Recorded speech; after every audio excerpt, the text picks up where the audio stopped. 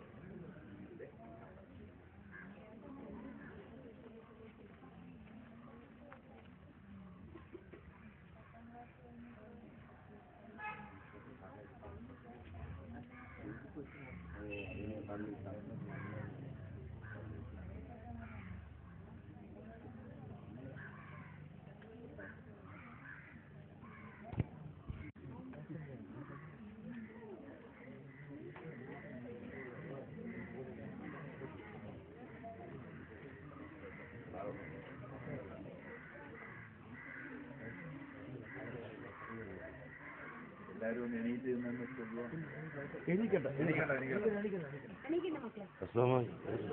അസുഖമാ പറഞ്ഞാൽ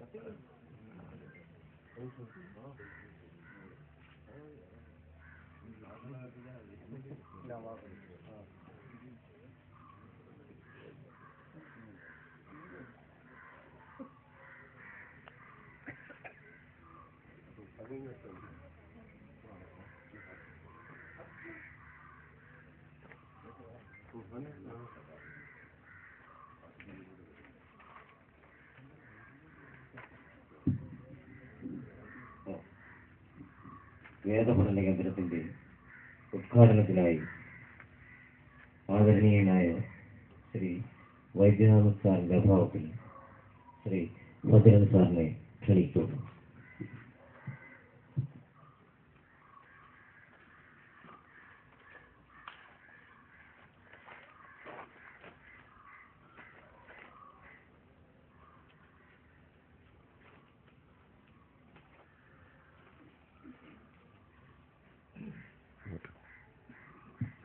അങ്ങോട്ട്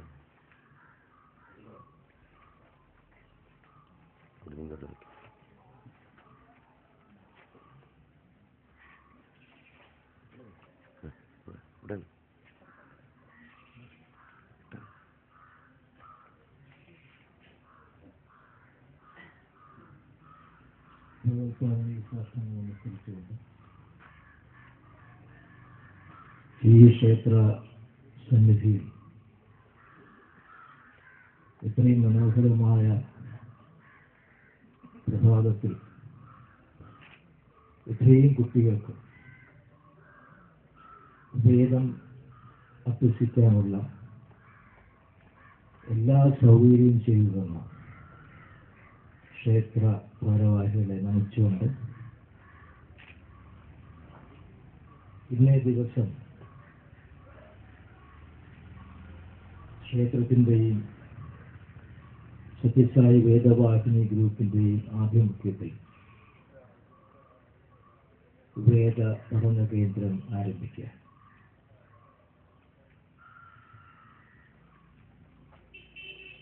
ഒരു സംഹിതം ആചാര്യന്മാർ പറയും പോലെ ഇത്രയും കുട്ടികൾ ഇതിൽ പാർട്ടിസിപ്പേറ്റ് ചെയ്യുന്നുണ്ടെങ്കിൽ ആ കുട്ടികളുടെ മാതാപിതാക്കന്മാരുടെ ഭാഗ്യമെന്നാണ് പറയുന്നത്.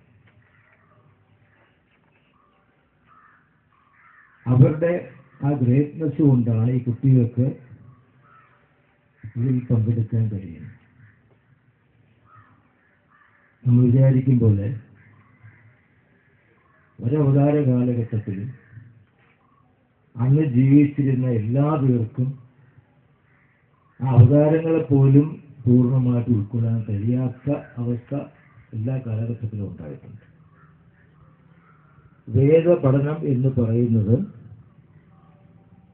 ഒരു വ്യക്തിയെ സംബന്ധിച്ച് വളരെ അത്യുന്നതമായ ഭാവത്തിൽ കാണേണ്ട കാര്യമാണ്. എല്ലാവർക്കും കഴിയില്ല, എല്ലാവരും ഇതിനെ ക്ഷണിക്കാറുമില്ലായിരുന്നു. അപ്പൊ ഇവിടെ പ്രത്യേകിച്ച് ശ്രദ്ധിക്കേണ്ട ഒരു കാര്യം, വേദപഠനത്തിലെ ആചാര്യന്റെ സ്ഥാനം വളരെ വലുതാണ്. ആചാര്യനെ സ്മരിക്കാതെ ഒരു വേദ അഭ്യസനമില്ല. അതിന് വളരെയധികം കാരണങ്ങളുണ്ട്. കാരണം ഇന്നും വേദം ആരാണ് നിർമ്മിച്ചത്, ആരാണ് രചിച്ചത്, വേദഗ്രന്ഥങ്ങളെ പറ്റി ആരും ഒന്നും പറഞ്ഞിട്ടില്ല. ഋഷിമാര് വളരെ കാലം തപസ് ചെയ്ത് ശരീരബോധം വെടിഞ്ഞ് എത്രയോ കാലം തപസ് ചെയ്ത് അവർക്ക് അവരുടെ ബുദ്ധിമണ്ഡലത്തിൽ കേട്ട കാര്യം, ശ്രവിച്ച കാര്യങ്ങളാണ് വേദമായിട്ട് പിൽക്കാലം നമ്മൾ പരിപാലിച്ച് പഠിച്ചു പോരും. അതിന് പറയുന്നത് വലിയൊരു സാഹസമാണ്. എല്ലാ മനുഷ്യർക്കും കഴിയുമെന്നാണ് പറയുന്നത്. ആ ബുദ്ധി കൊണ്ട് അല്ലെങ്കിൽ ബ്രെയിനിലെ എല്ലാ ശക്തിയും, ശരീരത്തിന്റെ എല്ലാ ഇന്ദ്രിയങ്ങളും കേന്ദ്രീകരിച്ച്, മനസ്സും കേന്ദ്രീകരിച്ച് എത്രയോ വർഷം തപസ് ചെയ്യുമ്പോൾ ഇരിക്കുമ്പോഴാണ് അത്രേ ഇങ്ങനെയുള്ള കാര്യങ്ങൾക്ക് ക്ഷയിക്കാൻ കഴിയും. ഈ പ്രയോജനം ക്ഷയിച്ച കാര്യങ്ങൾ. അതുകൊണ്ടാണ് ആ മഹർഷിമാരും ഋഷീശ്വരന്മാരും അവരുടെ ശിഷ്യഗണങ്ങളെ ആദ്യം അഭ്യസിപ്പിച്ചു. അവർ കേട്ട കാര്യങ്ങളാണ്. അത് പിൽക്കാലത്ത് ആ ശിഷ്യന്മാർ വീണ്ടും ശിഷ്യന്മാരെ പഠിപ്പിച്ചു. അങ്ങനെ കാലങ്ങൾ കഴിഞ്ഞിങ്ങനെ നമ്മുടെ മുമ്പിൽ വരെ എത്തിച്ചേർന്നു എന്നുള്ളതാണ്. അതുകൊണ്ട് എഴുതി പഠിക്കുന്ന ഒരു പരിപാടിയല്ല വേദപഠനം. നമ്മൾ കേട്ട് തന്നെ പഠിക്കണം. കേൾക്കേണ്ടത് ഗുരുമുഖത്തിൽ നിന്നാണ്. ഗുരുവിന്റെ മുൻപിലിരുന്ന് പഠിക്കേണ്ട കാര്യവുമാണ്. കാസറ്റൊക്കെ റെക്കോർഡ് ചെയ്ത് നമുക്കിത് പഠിക്കാൻ പറ്റില്ല. കാരണം ഓരോ അക്ഷരങ്ങളും ഈശ്വരനെന്ന് സങ്കല്പിച്ച് ഒരു തെറ്റും വരാതെ വേദപഠനം നമുക്ക് സാധ്യമാകും. അതിൽ ഒരുപാട് കാര്യങ്ങൾ. നിങ്ങളിപ്പോൾ ഇവിടെയുള്ള കുട്ടികളെ കണ്ടപ്പോൾ തന്നെ ഭയങ്കര സന്തോഷം. എല്ലാവരും കുളിച്ച് വളരെ സുന്ദരന്മാരുമായിട്ടൊക്കെ വന്നിരിക്കുകയാണ്. സമയത്തിന് വരണം. ഇപ്പൊ നമ്മുടെ ഈ വേദവാഹിനി ഗ്രൂപ്പിന്റെ ആചാര്യ സ്ഥാനത്ത് പ്രൊഫസർ വൈദ്യാസാറാണ്. അദ്ദേഹം ജനനം കൊണ്ട് ബ്രാഹ്മണനാണ്. ഒരു ബ്രാഹ്മണൻ അബ്രാഹ്മണരെ വേദം പഠിപ്പിക്കുന്നത് ബ്രാഹ്മണ കുലത്തിന് ആക്ഷേപമാണ്. ഇപ്പോഴും ഉൾക്കൊള്ള ആൾക്ക് കഴിഞ്ഞിട്ടില്ല. ഭഗവാൻ സത്യസായി ബാബ 1962 ആദ്യമായിട്ട് ഒരു വേദപാഠശാല ആരംഭിച്ചു. അന്ന് അദ്ദേഹം ഒരു വലിയൊരു വിപ്ലവകരമായ ഒരു പ്രഖ്യാപനം നടത്തി. പലരെയും ത്രസിപ്പിച്ച കാര്യമാണ്. ജാതി ഭേദമന്യേ, കാലദേശമന്യേ, ഭേദമന്യേ എല്ലാ സ്ത്രീ പുരുഷന്മാർക്കും വേദം പഠിക്കാം. വലിയ വിപ്ലവകരമായ ഒരു പ്രഖ്യാപനമാണ്. ഇതൊന്നും ആർക്കും രസിക്കുന്ന കാര്യങ്ങളല്ല. അപ്പൊ ഇത് ബ്രാഹ്മണന് മാത്രം അഭ്യസിച്ചുകൊണ്ടിരുന്ന കാര്യമാണ്. ഒരു സ്വാമി പറഞ്ഞു, ജന്മം കൊണ്ട് എല്ലാവരും തുല്യരാണ്. ജന്മം കൊണ്ട് എല്ലാവരും തുല്യരാണ്. പക്ഷെ പിന്നെയാണ് അതിന്റെ വകഭേദങ്ങളൊക്കെ വരുന്നത്. അതുകൊണ്ട് അങ്ങനെ ഒരു വകഭേദമൊന്നുമില്ല. എല്ലാവർക്കും വേദാഭ്യസനം നടത്താം. അപ്പൊ അത് നമ്മൾ ഒരു കാര്യങ്ങൾ മനസ്സിലാക്കണം. ഇത് വലിയൊരു ശ്രേയസ്കരമായ കാര്യമാണ്. ഇത് പഠിച്ചെടുക്കുക എന്ന് പറഞ്ഞാൽ ഒരു വ്യക്തിയുടെ സ്വഭാവത്തിൽ പോലും ഒരുപാട് മാറ്റങ്ങൾ ഉണ്ടാകണം. വരണമെന്നല്ല, ഉണ്ടാകണം.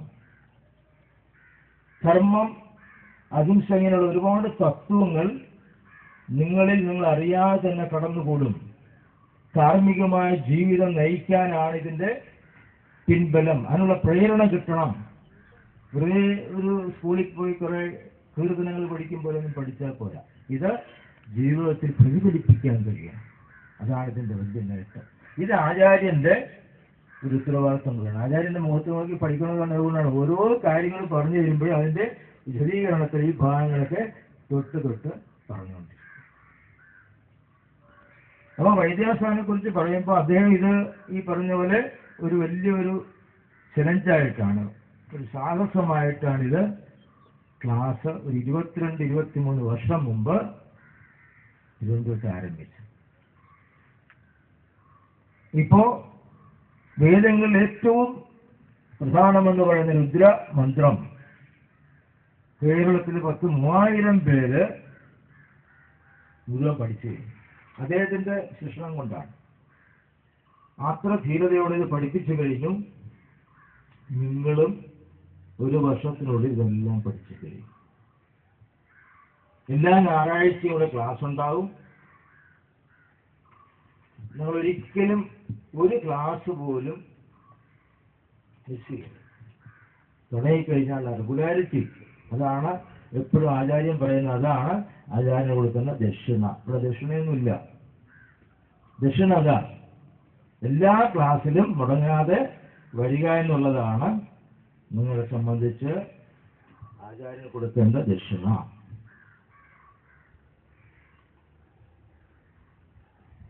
അപ്പൊ ഇതിനൊരു വലിയൊരു ബ്രഹ്മവിദ്യ എന്നൊക്കെ നമ്മൾ കുട്ടികൾ കേട്ട് കാണില്ല. പക്ഷെ ഭൗതികത ക്ലാസ്സൊക്കെ നടക്കുന്നതുകൊണ്ടുകൂടെ അതിനെപ്പറ്റി വാക്കുകൾ കേട്ടിരിക്കും. ബ്രഹ്മജ്ഞാനം എന്നൊക്കെ പറഞ്ഞു സ്വന്തം ആരാണെന്ന് ഞാൻ ആരാണെന്ന് റിയലൈസ് ചെയ്യുന്ന ബോധ്യപ്പെടുന്ന ഒരവസ്ഥ അന്വേഷണമാണ് നടന്നുകൊണ്ടിരിക്കുന്നത്.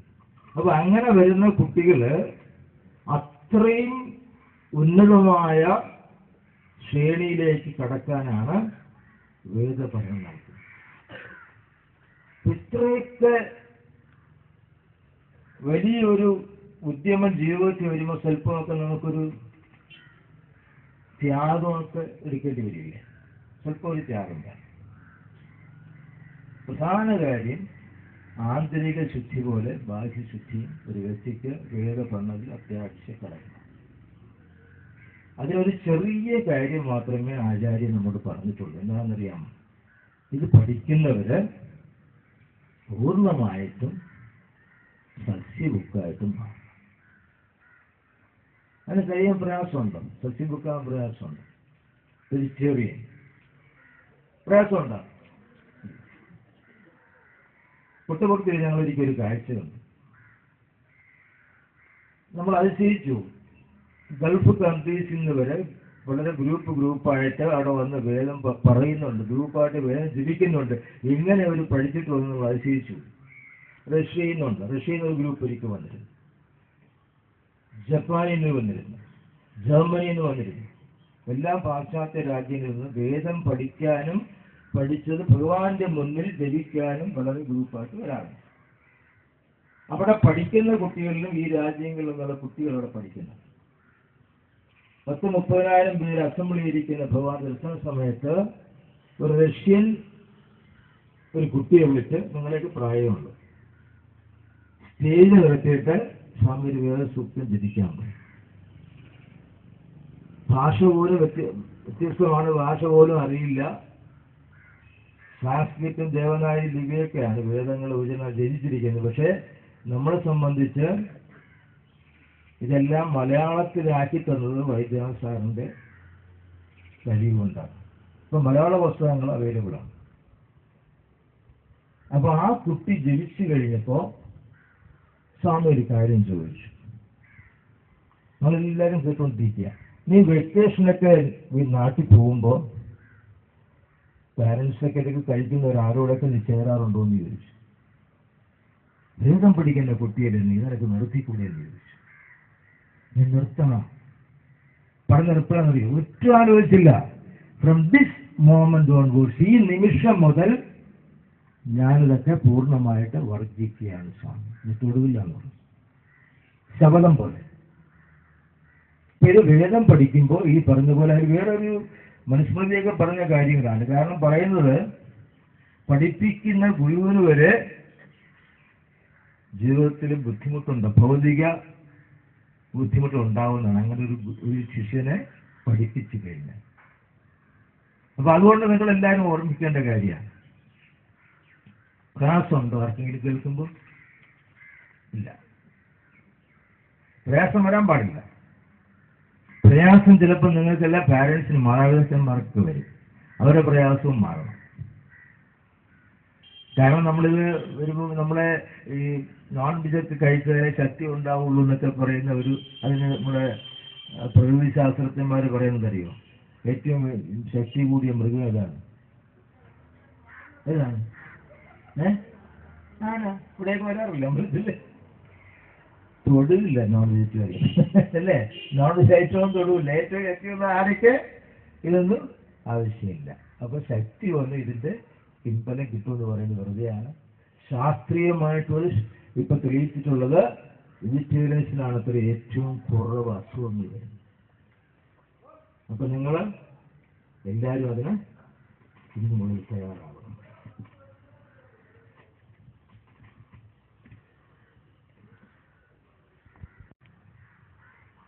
ശാസ്ത്ര ഒരു എൽഡർ ബ്രദറാണ്, ഗുരുസ്ഥാനീയനാണ് ഞങ്ങളെ സംബന്ധിച്ച്.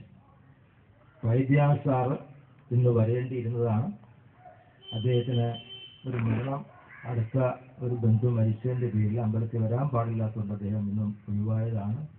ഇന്നലെ രാത്രിയും വിളിച്ചു പറഞ്ഞു വരാതിരിക്കുന്ന വലിയ സങ്കടമുണ്ട്, അടുത്ത ക്ലാസ്സിൽ തീർച്ചയായിട്ടും അദ്ദേഹം എത്തും. ഒരുപാട് ധാരാളം കാര്യങ്ങൾ അദ്ദേഹം നമ്മളെ പറഞ്ഞു. ഇനി ഒന്ന് രണ്ട് വേദത്തിനെ പറ്റിയുള്ള ഒരു നേരത്തെ പറഞ്ഞുള്ള ധർമ്മബോധം, ഏറ്റവും കൂടുതൽ കർത്തവ്യബോധം, ഇങ്ങനെ കുട്ടികളിൽ പാരൻസ് ശ്രദ്ധിക്കേണ്ട കാര്യമാണ്. ഇതിവിടെ ഒരു ക്ലാസ് കഴിഞ്ഞിട്ട് വീട്ടിൽ പോയാൽ ദിവസവും വീടുകളിൽ ജപിക്കണം. ഭഗവാൻ സമാധിയാവുന്നതിന് മുമ്പ് ഒരു കാര്യം ഓപ്പണായിട്ട് പറഞ്ഞു, എല്ലാ വീടുകളിലും വേദം ജപിക്കാൻ കഴിഞ്ഞാൽ നിങ്ങൾ ചെയ്തൊരു വലിയൊരു സേവനമായിരിക്കും. കാരണം നിങ്ങളുടെ ഭവനം മാത്രമല്ല, ആ പ്രദേശത്തെ പോലും പരിശുദ്ധമാക്കാൻ ഇതിന് കഴിയുമെന്ന്. വേദശാസ്ത്രങ്ങളിൽ പറയാത്ത ഒരു കാര്യങ്ങളും ഇന്ന് ലോകത്ത് നടക്കുന്നില്ല എന്ന് വീണ്ടും കൊണ്ട് സ്വാതന്ത്ര്യം. നമ്മൾ കാണുന്ന എല്ലാ പരീക്ഷണങ്ങളും കണ്ടുപിടുത്തങ്ങളും ഇതിനെ ബേസ്, അതിൻ്റെ അടിസ്ഥാനം എന്ന് പറയുന്നത് വേദോപനിഷത്തുകൾ തന്നെയാണ്. ഒരു വ്യത്യാസം ഇതുവരെ വന്നിട്ടില്ല. അത് വളരെ ശാസ്ത്രീയമായിട്ട് ഇപ്പം തെളിയിക്കുന്നുണ്ട്. ഇതിൻ്റെ വൈബ്രേഷൻസ്, ഇതിൻ്റെ എനർജി നമ്മൾ ജപിക്കുമ്പോൾ ഉണ്ടാകുന്നത് ശരീരത്തിൽ പോലും ഒരുപാട് പരിശുദ്ധി നൽകുന്നതാണ്. ജപിക്കുന്നതും ശ്രവിക്കുന്നതും ഒരുപോലെ മഹത്കരമെന്നാണ് പറയുന്നത്. ആചാര്യൻ ജപിക്കുന്നതിൻ്റെ അടുത്ത് കേട്ടുകൊണ്ടിരുന്നാൽ മതി. ഇപ്പം നമ്മൾ സപ്താഹമൊക്കെ പോകുമ്പോൾ എല്ലാവരും ഭാഗവതം വായിക്കാറൊന്നുമില്ല, പക്ഷേ ശ്രവണം മാത്രമേ ഉള്ളൂ. അതുപോലും ഭാഗ്യമാണ്. അതിന് ഒരു ഭാഗ്യം വേണമെന്ന്. നമ്മൾ വീട്ടിലെ കുട്ടികൾ സന്ധ്യാസമയത്ത് വേദം ജപിക്കുന്നത് സന്ധ്യാസമയമൊന്നുമില്ല കേട്ടോ, വേദം ജപിക്കുന്നതിന് സമയമൊന്നുമില്ല, ഏത് സമയത്തും ജപിക്കാം. അതുപോലും ആ വീട്ടിലെ പാരൻസിന് മഹാഭാഗ്യമാണ് എൻ്റെ കുട്ടിയെ ജപിക്കാൻ കഴിയുന്നത്. ഇന്നല്ലെങ്കിൽ നാളെ നമ്മൾ കുട്ടികളെ ബാല്യവികാസത്തിൽ പഠിപ്പിക്കാറുണ്ടല്ലോ, ദൈവപ്രീതി, അടുത്തെന്താ പഠിക്കുന്നില്ലേ, പാപഭീതി, സംഘനീതി, ഇങ്ങനെ ഒരു സംഗതി ഉണ്ടല്ലോ നമുക്ക്. അതിന് ദൈവപ്രീതി പറയുമ്പോൾ ഇന്നും അമ്പലങ്ങളിൽ പോകുന്ന കാര്യങ്ങൾ മാത്രമല്ല എന്നാണ് പറയുന്നത്. ദൈവപ്രീതിക്ക് വേണ്ടി ചെയ്യേണ്ടത് ഒരുപാട് ഹോമങ്ങൾ, യാഗയജ്ഞാദികൾ, ഇതൊക്കെ നടത്തുന്നതും കാണുന്നതും കേൾക്കുന്നതുമാണ്. അതാണ് ദൈവപ്രീതിക്കുള്ള ഏറ്റവും വലിയ കാര്യം. പാപഭീതി എന്ന് പറയുമ്പോൾ ഫിയർ ഓഫ് സിൻ, ഒരിക്കലും അങ്ങനെ നെഗറ്റീവായിട്ടുള്ള തോട്ട്സ് മനസ്സിൽ ചിന്തകൾ വരാതിരിക്കണം. ഒരിക്കൽ ഈ കുട്ടികളൊക്കെ ഇരിക്കുമ്പോൾ ഇപ്പോൾ മൊബൈൽ യൂസേജൊക്കെ വളരെ കൂടുതലല്ലേ. മൊബൈലിലൊക്കെ നിങ്ങൾ ഉള്ളവർ ചെയ്യേണ്ടത് ഈ വേദസൂക്തങ്ങളൊക്കെ റെക്കോർഡ് ചെയ്തിരിക്കണം, ഈ പാട്ടുകൾക്ക് പകരം കേട്ടോ. ആരെങ്കിലും വിളിക്കുമ്പോൾ അതിൻ്റെ ട്യൂൺ തന്നെ കേൾക്കട്ടെ. പിന്നെ എല്ലാ നിങ്ങളുടെ വേദമയമാണ് ജീവിതം. ഇതിൽ പ്രത്യേകത ഇനി ഒരു കുറച്ചുകൂടെ നിങ്ങളുടെ അടുത്ത ജനറേഷൻ വരുമ്പോൾ ഈ യാഗയജ്ഞാദികൾ എന്നൊക്കെ പറഞ്ഞ് നടത്താൻ പോലും പണ്ഡിതന്മാരുടെ കുറവുണ്ടാവും, കുറഞ്ഞു വരികയാണ്. അതിനുള്ള പിൻതലമുറക്കാർ ഇത് പഠിച്ചെടുക്കണം. ഇതെല്ലാം നടത്താൻ ദൈവപ്രീതി എന്ന് പറയുന്നത്, ഇപ്പം നമ്മളൊരു അമ്പലത്തിൽ പോയി പുരുഷ സൂക്താർത്ഥന കൊടുക്കാറുണ്ട്, ഭാഗ്യ സൂക്താർത്ഥന കൊടുക്കാറുണ്ട്. ഈ സൂക്തങ്ങളൊക്കെ നമ്മൾ പഠിക്കാൻ പോവാണ്. ഇത് അമ്പലത്തിൽ നമ്മൾ വേറൊരു പൂജാരിയെ കൊണ്ട് ചെയ്യിക്കുന്നത് പോലെ ചെയ്യിക്കുന്നതല്ല കേട്ടോ, ചെയ്യിക്കുന്നത് പോലെ മഹത്തരമാണ്.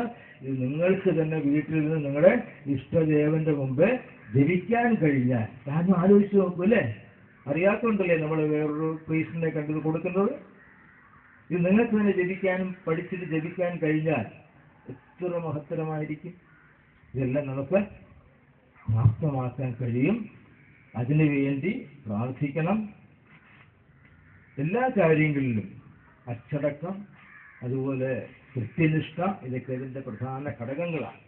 അതിനുവേണ്ടി നമ്മൾ ഒരിക്കലും താമസിച്ച് വരിക. കാരണം ഒരു ദിവസം നമ്മൾ ഒരു ക്ലാസ് മിസ് ചെയ്യുമ്പോൾ അടുത്തത് പിന്നെ റിലൈസ് ചെയ്യുമ്പോഴേക്കും ഒറിജിനലായിട്ട് പഠിപ്പിച്ച, പ്രത്യേകിച്ച് തന്നെ ഇൻഡോണേഷൻ എന്നൊക്കെ പറയും, ഓരോ പറയേണ്ട രീതികൾ. കുട്ടികളാണ് ഈ കുട്ടികൾ നമ്മൾ വിചാരിക്കും എങ്ങനെ പഠിക്കുമെന്ന്. അവരാണ് മുതിർന്നവരെക്കാൾ ഏറ്റവും എളുപ്പം പഠിച്ചെടുക്കുന്നത്. ഒരു ക്ലാസ് അവർ പഠിക്കുന്ന അവർ മറക്കില്ല. ഏറ്റവും നിങ്ങളെ ഈ പ്രായത്തിലാണ് പഠിച്ചെടുക്കുന്നത്. മുതിർന്നവർക്കും പഠിക്കാൻ കുറച്ചുകൂടെ സ്ട്രെയിനാണ്, പക്ഷെ അവർക്ക് കുട്ടികൾക്ക് ഏറ്റവും എളുപ്പം പഠിക്കാൻ കഴിയും. അതിനുള്ള ഒരു വേദിയാണ് നമ്മുടെ വേദവാഹിനിയുടെ പ്രത്യക്ഷമായിട്ട് നിങ്ങളുടെ മുമ്പിൽ ക്ലാസ് എടുക്കാൻ വരുന്നത്. എല്ലാവർക്കും പൂർണ്ണമായിട്ടും ഇത് ഗ്രഹിക്കാനുള്ള എല്ലാ ശക്തിയും ഭഗവാൻ തരട്ടെ പ്രാർത്ഥിച്ചുകൊണ്ട് ഈ ക്ലാസ് ഈ അമ്പലത്തിൻ്റെ ശ്രേയസ്സിനും കൂടെ മാറ്റുകൂട്ടട്ടെ എന്ന് പ്രാർത്ഥിച്ചുകൊണ്ട് അടുത്തത് ശിക്ഷാർത്ഥ നിങ്ങളുടെ സുഹൃത്തുക്കളെ പഠിപ്പിക്കും.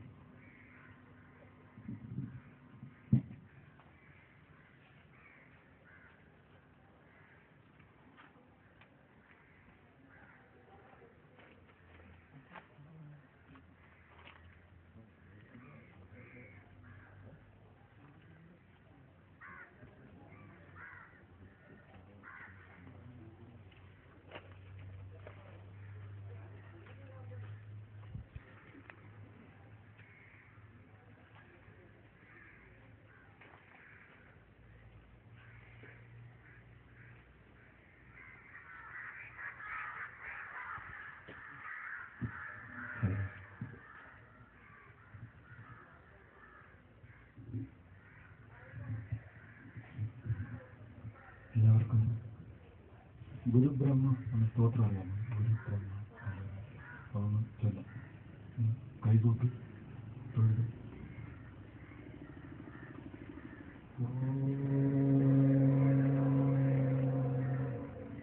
ഗുരുബ്രഹ്മ ഗുരുവിഷ്ണു ഗുരുദേവോ മഹേശ്വര ഗുരു സാക്ഷാത് പരബ്രഹ്മ തസ്മൈ ശ്രീ ഗുരവേ നമഃ.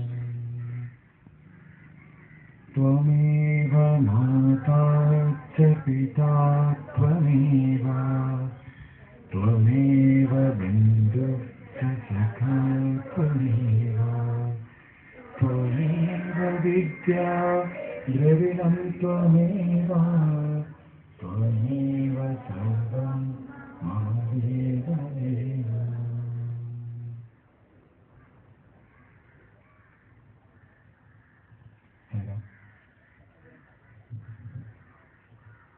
ഞായറാഴ്ച രാവിലെ എല്ലാ വീടുകളിലും കുട്ടികളൊക്കെ നന്നായിട്ട് ഉറങ്ങുന്ന സമയം, കാർട്ടൂണൊക്കെ കാണുന്ന സമയത്ത്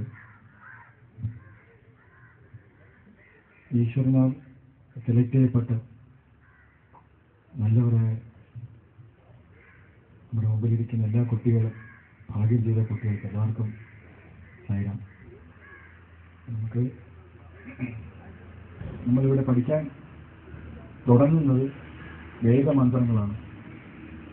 നിങ്ങളുടെ കയ്യിൽ ബുക്കുണ്ടോ? ബുക്കുണ്ടെങ്കിൽ എല്ലാം തറയിൽ. നമുക്ക് ബുക്കിൻ്റെ ആവശ്യമില്ല, പേന പെൻസിൽ ഒന്നും ആവശ്യമില്ല, ഫ്രീ ആയിട്ട് എല്ലാവരും സ്ട്രൈറ്റ് ആയിട്ട് പിന്നെ 1 മണിക്കൂർ കഴിഞ്ഞിട്ട് നമ്മൾ ഇങ്ങനെ ആകത്തുള്ളൂ. സ്ട്രൈറ്റ് ആയിട്ട് ഇരിക്കാം.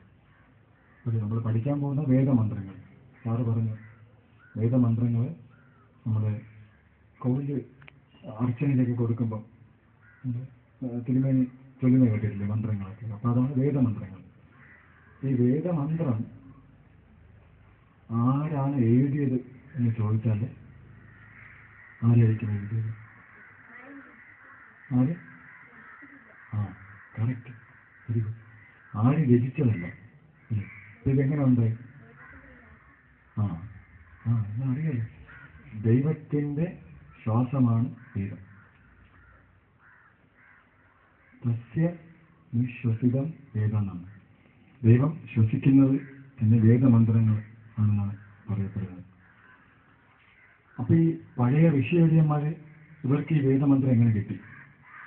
എങ്ങനെയാണ് കിട്ടിയത്? ഇവര് നമ്മുടെ മെമ്മറിയിൽ നമ്മൾ പുതിയ മെമ്മറി കാർഡ് വാങ്ങിക്കുമ്പോൾ പെട്ടെന്ന് കോപ്പി ആവത്തില്ലേ? അതുപോലെ ഇവരുടെ വളരെ പവർഫുൾ ആയിട്ടുള്ള ഞാൻ ഓംകാരത്തിലാണ് തുടങ്ങാൻ പോകുന്നത്. ഇവിടെ എങ്ങനെയാണെന്ന് വെച്ചാൽ ചേട്ടൻ പറഞ്ഞത് കേട്ടിട്ടേ പറയാവൂ, കൂടെ പറയരുത്. ഓക്കെ, കൂടെ പറയുമ്പോൾ കൂടെ പറയാം. ഓക്കെ.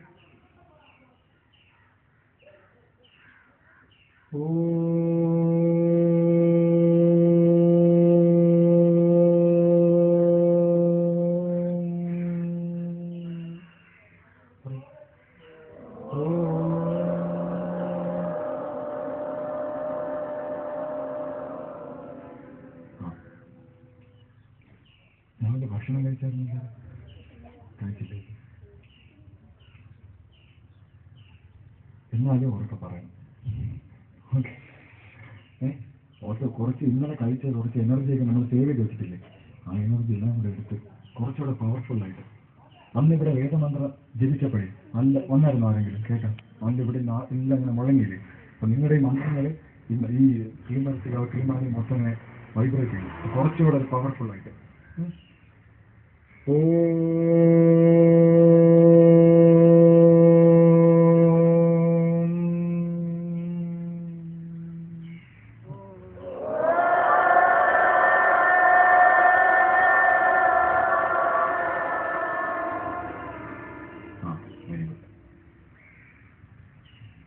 ശ്രീ ഗുരുഭ്യോ നമഃ.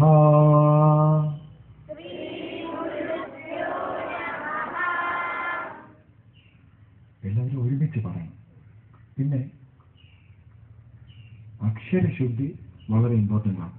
ഇപ്പം ഓം നിങ്ങൾ പറഞ്ഞു, ശ്രീ എന്ന് പറയണം, ശ്രീ എന്ന് പറയുന്നത് മനസ്സിലായി, ശ്രീ ശ്രീ എന്ന് പറയുന്നു. മന്ത്രങ്ങൾ തെറ്റിച്ച് പറയുമ്പോൾ അതിന് പവർ ഉണ്ടാവില്ല. ശ്രീ ഗുരുഭ്യോ ഭ, ശ്രീ ഗുരുഭ്യോ നമഃ. ഓക്കെ, ശ്രീ ഗുരുഭ്യോ നമഃ.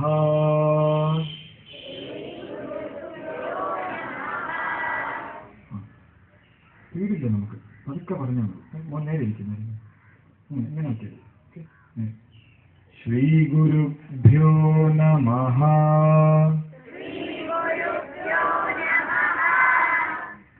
ഹരിഃ ഓം.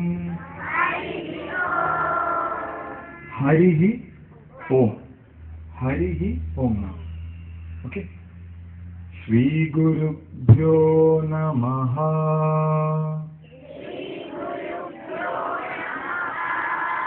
ഹരിഃ ഓം.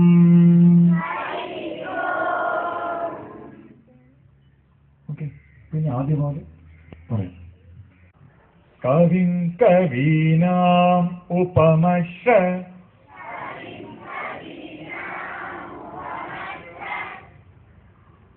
ഉപമശ്രവത്തമം. വസ്തമം, വസ്തമം. ഓക്കെ, ഉപമശ്രവത്തമം. കവീനാം ഉപമശ്രവത്തമം.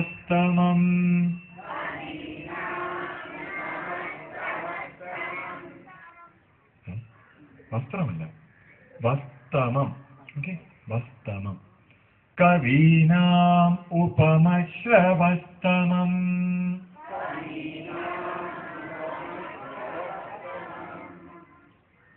നല്ല വിശപ്പുണ്ടല്ലോ, നേരത്തെ വീട്ടിൽ പോയാൽ കഴിക്കും. പക്ഷെ നമുക്ക് അങ്ങനെ പറഞ്ഞിട്ട് കാര്യമില്ല, പതുക്കെ പഠിച്ചാലേ മനസ്സിലാവുള്ളൂ. എല്ലാവരും ഒരുപോലെ പതുക്കെ പറയാം. കവീനാം ഉപമശ്രവത്തമം.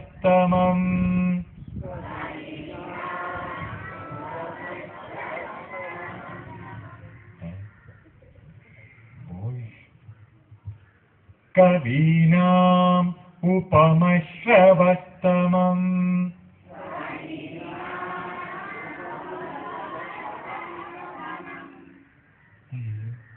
എന്ത് പറ്റി പെട്ടെന്ന്? നോക്ക് ശ്രദ്ധിച്ചിരിക്കും. കവീനാം കഴിഞ്ഞിട്ട് ഒരു ചെറിയ പോസ്. കവീനാം ഉപമശ്രവത്തമം. കവീനാം ഉപമശ്രവത്തമം. എന്നോട് പറയും, കവീനാം ഉപമശ്രവത്തമം. കവീനാം ഉപമശ്രവത്തമം. ഇനി തെറ്റൂ? ഇല്ല. ഇനി നിങ്ങൾ ഒരിക്കലും പറയും, കവീനാം ഉപമശ്രവത്തമം. കവിം കവീനാം ഉപമശ്രവത്തമം.